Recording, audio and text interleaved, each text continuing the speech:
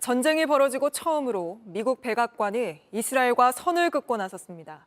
바이든 대통령이 경고했는데도 이스라엘 네타냐후 총리가 전쟁이 마무리되더라도 가자 지구를 계속 점령할 수 있다는 뜻을 밝히자 백악관이 친구라고 모든 말에 동의하는 건 아니라며 균열을 드러낸 겁니다. 이스라엘 정부가 뒤늦게 수습에 나섰지만 이미 이스라엘 안에서도 네타냐후 총리가 폭주하고 있다는 반발이 커지고 있습니다. 오늘 첫 소식 이도성 기자입니다. 베냐민 네타냐후 총리가 하마스 세력을 제거해도 가자 지구를 떠나지 않을 수도 있다고 밝혀 파장이 커지고 있습니다. I think Israel will, for an indefinite period, will have the overall security responsibility because we've seen what happens when we don't have it. 이스라엘과 팔레스타인이 공존하는 이른바 두 국가 해법을 받아들이지 않겠다는 뜻으로 해석됐습니다. 논란이 커지자 이스라엘 정부가 진화에 나섰습니다. Once again, we want the Gazans to rule themselves, and we think there'll be an international effort for that. אני יכול לומר לך מי לא ישלוט. זה לא יהיה חמאס, וזה גם לא תהיה ישראל. 네타냐후가 연일 강경 발언을 쏟아내고 교전 일시 중단 요구도 무시하면서 국제사회의 지지를 잃고 있다는 비판도 커지고 있습니다. 에후드 바라크 전 총리는 이스라엘을 향한 국제사회의 동정심이 줄어들고 있다면서 미국의 교전 중단 요구를 받아들여야 한다고 밝혔습니다.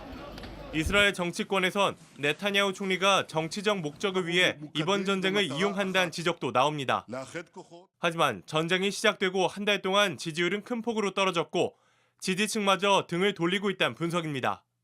이미 이스라엘에선 네타냐후 총리 퇴진을 요구하는 시위가 번지고 있습니다. JTBC 이도성입니다. 여야가 국민의힘이 밀고 있는 김포 서울시 편입 정책을 두고 맞붙었습니다. 여당은 메가시티가 세계적 추세라고 목소리를 높였고 야당은 김포가 서울에 편입되면 수도가 북한 박격포 사거리에 드는 거라며 안보 문제까지 제기했습니다. 고혜진 기자입니다. 여당 의원과 국무위원은 이른바 메가시티가 세계적인 추세라는 걸 부각했습니다. 우리가 아는 글로벌 도시들은 모두 메가시티로서의 확장을 이미 1900년도 중반부터 이뤄졌습니다. 영국의 런던과 일본의 도쿄 이 사례입니다. 메가시티는 거스를 수 없는 추세로 보고 있는 것으로 이렇게 알고 있습니다. 야당은 김포가 서울에 편입될 경우 북한과 국경이 맞닿는다며 안보 위험 문제를 제기했습니다. 북한의 박격포, 심지어는 기관총 유효 사거리 내에 있게 되는 거예요. 적의 도발로 해서 피해를 받으면 그거는 똑같은 거기 때문에 서울 시민이 피해를 받으면 더 세게 대응을 하고 김포 시민이 되면 적게 대응한다 그런 게 아니기 때문에 과거 박정희 대통령도 서울을 충청권으로 이전하려고 하지 않았습니까? 김포 일부 지역이 대입 농어촌 특별전형에서 제외되면 해당 지역민들이 반발할 거란 야당 주장에 대해 여당에선 현 제도에 맹점이 있다고 반박했습니다. 이런 행정구역 명칭만 읍면인 곳에서 서울에서 태어나고 자란 학생들이 특히나 중학교 때 이사를 들어오는 문제. 김포의 서울 편입을 공개적으로 비판했던 유정복 인천시장은 치밀하게 준비할 필요성을 얘기한 것이라며 오늘은 한 발 물러섰습니다. JTBC 구혜진입니다. 다음 이슈 전해드립니다. 한국전력공사는 전력 공급해주는 공기업이죠. 빚더미의 적자 심각하다는 건 하루 이틀 이야기가 아닙니다. 그럴 수밖에 없는 게 한전은 믿지는 장사만 하기 때문입니다. 원가 회수율이 70%, 쉽게 말해서 100원의 전기를 사다가 70원에 팔고 있습니다. 우크라이나 전쟁 여파까지 더해지면서 지난해 한전 적자가 32조 원, 사상 최악이었습니다. 해결책은 결국 전기요금 올리는 거겠지만 저항이 만만치 않은 일이죠. 그래서 선거 앞둔 시점마다 전기요금 문제가 정치 논리에 휘둘린다는 지적이 나옵니다. 정부는 지난해 3월 대선을 앞둔 시점에 그해 1분기 전기요금을 동결했습니다. 내년에는 총선이 있죠. 정부가 오늘 전기요금 인상안을 발표했는데 가정용, 업소용은 그대로 두고 산업용 전기요금만 올리기로 했습니다. 역시 선거 앞두고 부담을 미뤄둔 것이란 지적이 나옵니다. 먼저 정원석 기자입니다. 내일부터 산업용 전기요금이 킬로와트 시당 평균 10.6원 오릅니다. 오른 요금을 적용받는 곳은 대기업을 비롯해 전력 사용량이 많은 사업장 4만 2천 곳입니다. 다만 서민 부담과 경기 침체를 고려해 주택과 소상공인, 중소기업은 인상 대상에서 제외했습니다. 대규모 사업장은 전체 전력 사용자의 0.2%에도 못 미치지만 전체 전력의 절반 가까이를 사용하다 보니 이들만 핀셋처럼 곤란해 전기요금을 올리겠다는 겁니다. 상대적으로 부담 여력이 있고 또 대규모로 전력을 사용 중인 점을 고려하였습니다. 과거 인상 때와 달리 요금 부담을 감내할 여력이 큰 곳일수록 더 큰 인상폭을 차등 적용합니다. 지금까지 대규모 사업장은 전기요금으로 월 평균 6,300만 원을 부담해 왔는데 앞으로 약 431만 원을 더 내야 하게 됐습니다. 한전은 이를 통해 한 달에 2천억 원 넘는 요금이 더 거칠 거라고 예상했습니다. 하지만 이걸로 한전의 재무 상황을 개선할 수 있을진 불투명합니다. 현재 부채는 200조 원을 넘어섰고 2021년 이후 누적 적자는 47조 원에 이릅니다. 김동철 한전 사장은 지난달 적자 해소를 위해 4분기 25.9원 인상이 필요하다고 언급했지만 오늘 인상분은 여기 한참 못 미칩니다. 내년 총선을 앞두고 민심과 직결된 곳은 동결하면서 정치적 부담을 피해갔다는 평가가 나옵니다. 한편 정부는 국민 부담을 고려해 가스 요금은 동결하기로 했습니다. JTBC 정원석입니다.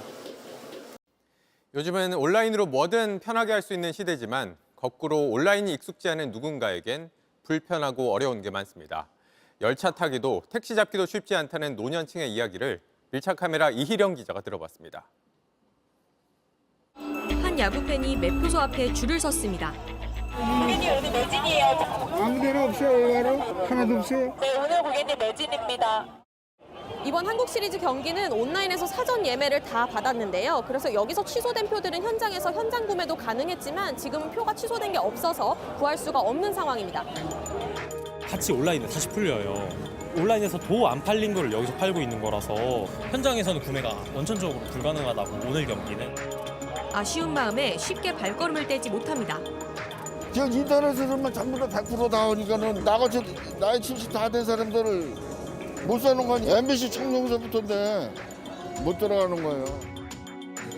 경기가 시작되려면 1시간 정도가 남았습니다. 지금 관람객들이 한창 입장을 하고 있는데요. 아직 좌석이 다 차진 않았지만 관중석을 둘러보면 젊은 연령대가 대부분입니다.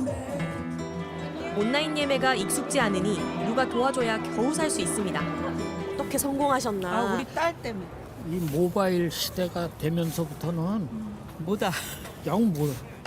이것마저 어려운 사람들은 현장 판매를 조금이라도 늘려달라고 합니다. 현장 판매 10%라도 하면 저는 솔직히 그 전날 앞에 매표소 앞에서 밤 12시부터라도 기다려갖고 제 마음은 그래요.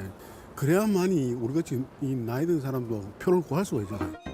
서울 청량리역 한쪽에 표를 사려는 노인들이 줄을 서 있습니다. 역 바닥엔 쉽고 빠른 승차권 자동 발매기를 이용해보라는 표시가 붙어 있습니다. 하지만 오히려 대면 창구에 사람이 더 많고요. 저 앞에 있는 승차권 자동 발매기는 오히려 한산합니다. 언제 어디서든 앱으로 예매할 수 있지만 노인들에겐 어렵습니다.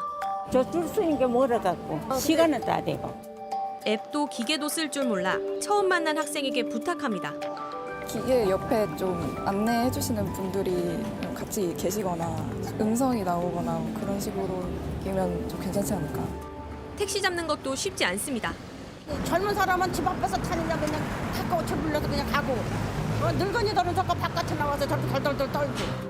스마트폰과 앱 사용법을 교육하는 프로그램이 각 지역에 열려 있긴 합니다. 이걸로 예매갖고 갔다. 저 순천만 배우는 게 좋아. 계속 할 거야 하여튼 배울 때까지. 하지만 일부 노인들에게 문턱은 여전히 높게만 느껴집니다. 그저 나이가 들었을 뿐인데 어느새 뒤처진 사람처럼 돼버렸습니다. 변화를 막을 수는 없다지만 따라가기 어려운 사람들을 소외되지 않도록 하는 건 우리 사회의 몫이 아닐까요? 밀착 카메라 이희령입니다. 안녕하세요. 뉴스룸 앵커 한민용입니다. 오늘도 JTBC 뉴스룸을 시청해주신 여러분 고맙습니다. 오늘 저녁에도 뉴스의 현장에서 찾아뵙겠습니다.